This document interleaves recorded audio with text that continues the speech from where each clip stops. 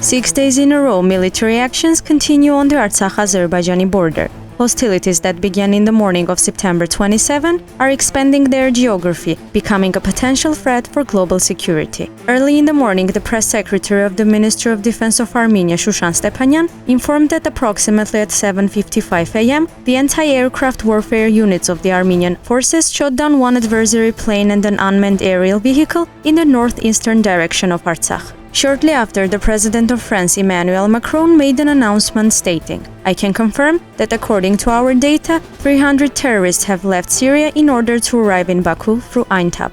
During late evening of October 1st, the president of Artsakh, Harayik, accompanied by the Minister of Foreign Affairs, Mai Ismailyan, paid a visit to the correspondents of Le Monde newspaper who were injured in the shelling by the Azerbaijani armed forces in the city of Martuni. The president stated, "Thanks to quick and professional work of our doctors, the lives of the reporters are not endangered." During a briefing carried out in the morning, Deputy Commander of the Artsakh Defense Army, Artur Sargsyan, informed that yesterday the number of killed Armenian servicemen was 54. The commander also added that only yesterday, 17 enemy unmanned aerial vehicles were destroyed. He also revealed that a killed officer of the enemy had an Israeli radio station with him. Shortly after, news came from the representative of the Ministry of Defense of Armenia, Artsakh Hovanesyan, saying that the smerch had just hit the city of Hadrut. Number of civilians were injured. The enemy was using cluster bombs. It should be noted that the usage of cluster bombs is prohibited by the Convention on Cluster Munitions. The Ministry of Defense of Azerbaijan issued an announcement claiming that, according to the information received,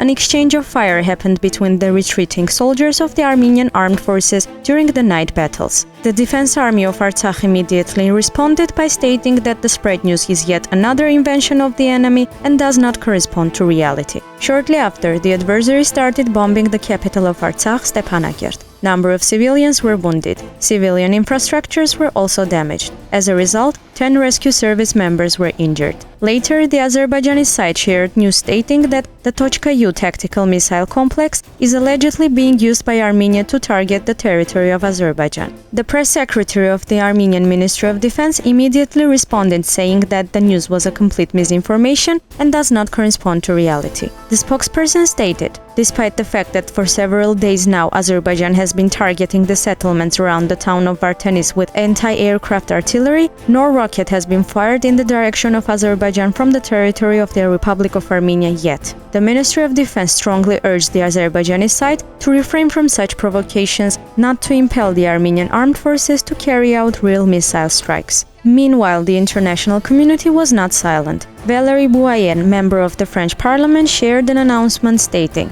"Islamist terrorists are fighting for the Azerbaijani side in Karabakh with a mission of killing Armenians, and the international community is no longer going to witness these massacres." Despite the international community condemning the use of violence, Azerbaijani side once again targeted a minibus of journalists. At 8 p.m., Azerbaijani side struck 3 times on the city of Stepanakert. Number of civilian buildings are destroyed. Huge number of people are injured.